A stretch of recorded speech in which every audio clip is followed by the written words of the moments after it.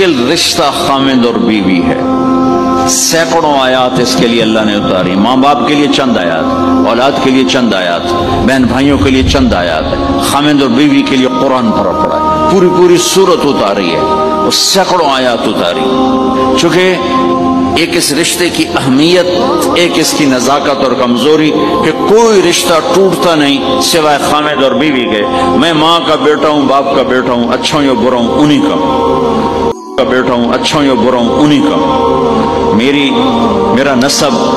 میری نافرمانی سے بدل نہیں سکتا، میں اللہ بخش کا بیٹا ہوں، میرا یہ نسب بدل نہیں سکتا، اچھا ہوں یا برا ہوں۔ خامد اور بیوی کا رشتہ ایک بول پہ ٹوٹ جاتا ہے، اس لیے اس کو بچانے کے لیے آیات آیات آیات، اور میرے نبی کی شادیاں